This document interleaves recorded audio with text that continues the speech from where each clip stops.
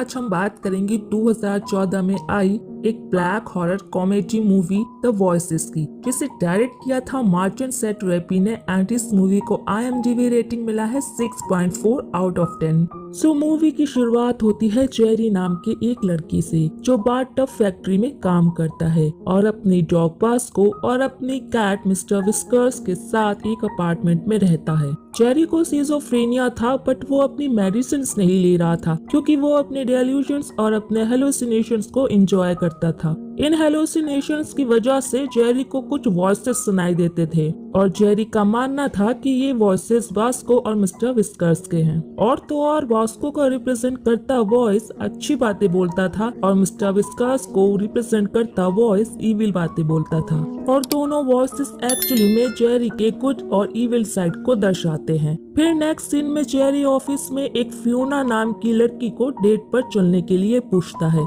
Because Jerry को Fiona पर crush था। लेकिन डेट वाली रात फियोना अपने ऑफिस के फ्रेंड्स लीजा और एलिसन के साथ कैरियोकी पार्टी में चली जाती है और जेरी बेचारा फियोना का वेट करते करते दुखी हो जाता है। पार्टी के बाद फियोना की कार स्टार्ट नहीं होती और रास्ते में फियोना को जेरी ड्राइव करते हुए मिलता है। फिर जेरी फियोना को लिफ्ट देता है, लेकिन कुछ दूर जाने पर जेरी की कार का एक हिरन के साथ एक्सीडेंट हो जाता है। हिरन अधबनी हालत में होता है और उसे देख जेरी हेलुसिनेट करने लगता है कि हिरन अब अपने दर्द को खत्म करने के लिए जेरी को उसे मारने के लिए कह रहा है। इसलिए जेरी हिरन को चाकू की मदद से मार देता है, जिसे देखकर फियोना काफी डर जाती है और जंगल की तरफ भागने लगती है। जेरी उसके पीछे जाता है और उसे समझाने की बहुत कोशिश करता है, लेकिन वो गलती से फियोना को अपनी चाकू से ही स्टेप कर देता है।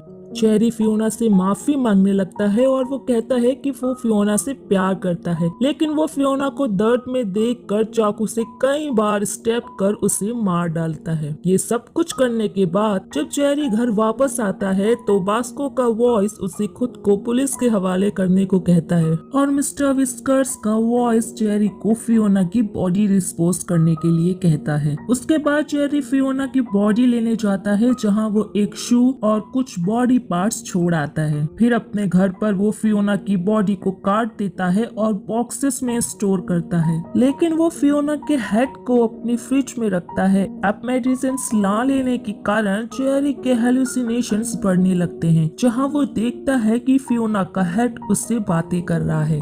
जेरी फियोना से माफी मांगता है बट फियोना के हेड से आने वाली वॉइस जेरी को उसकी मेडिसिन लेने के लिए कहती है। उसके बाद जब वो अपनी मेडिसिन लेता है तो उसे अपने अब्यूसिव फादर के नाइटमेयर्स आने लगते हैं। जेरी अब नींद से उठता है तो उसके हेलुसिनेशंस बंद हो चुके थे और वो नोटिस करता है कि उसके पेट्स अब उससे बातें नहीं कर रहे हैं। इतना ही नहीं, वो देखता है कि उसका घर कितना गंदा पड़ा हुआ है और चारों तरफ खून के दाग लगे हुए हैं। जेरी फियोना का हेड देखता है जो कि अब स्मेल करने लगा था। ये सब देखकर जेरी घबरा जाता है और अपने पिल्स फेंक देता है, जिसकी वजह से उसके हेलुसिनेशंस दोबारा शुरू हो जाते हैं और जेरी को लगता है कि उसकी लाइफ वापस से नॉर्मल हो गई है। अब फियोना के हेड से आने वाली वॉइस जेरी को फिर से खून करने के लिए कहती है, क्योंकि फियोना के हेड का कहना था कि वो फ्रिज में अकेले पड़े बोर हो रही है, उसे एक फ्रेंड की जरूरत है। तो जिस कंपनी में जेरी काम करता था वहाँ लीजा नाम की एक एम्प्लॉय जेरी को लाइक करती थी।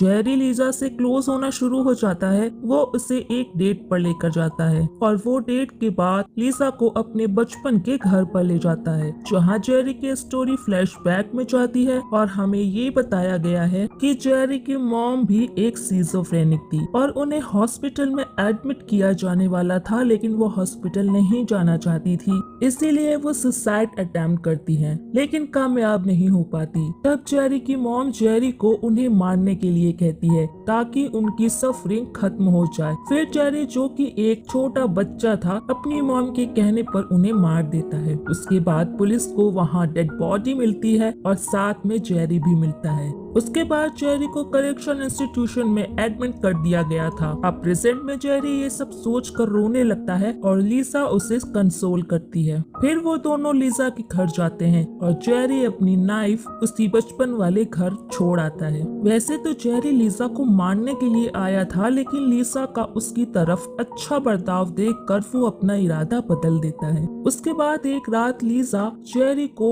सरप्राइज करने उसके घर आ पहुंचती है, जिसका एड्रेस वो ऑफिस में काम करने वाली एम्प्लॉय एलिसन से लेती है। फिर लीसा जेरी के घर की हालत, खून, कटर, बॉक्सेस, इन सब को देखकर काफी डर जाती है। तभी मिस्टर विस्कर्स का वॉइस जेरी को लीसा को मारने के लिए उकसाता है, लेकिन जेरी लीसा को पसंद करने लगा था, इसलिए वो लीसा को मारना नहीं चाहता था। जेरी लीसा को समझाने की कोशिश करता है, लेकिन लीसा खुद को वहाँ बाथरूम में बंद कर लेती है। जब जेरी अंदर आता है तो उसे एक टॉवल हैंगर से मारने लगती है। लीसा भागकर जेरी के रूम में छुप जाती है और जेरी उससे माफी मांगने की कोशिश करता है। पहले तो लीसा जेरी की माफी एक्सेप्ट कर लेती है, लेकिन फिर वहाँ से भागने की कोशिश करती है और जेरी लीसा को पकड़कर रूम की तरफ धकेल देता है, जिससे लीसा की गर्दन एक शेल्फ से टकराकर टूट जाती है। लीसा पेन में होती है और फिर धीरे धीरे उसकी मौत हो जाती है। लीसा की मौत के बाद जेरी उसकी बॉडी को काट कर उसके हेड को फियोना के हेड के साथ रख देता है।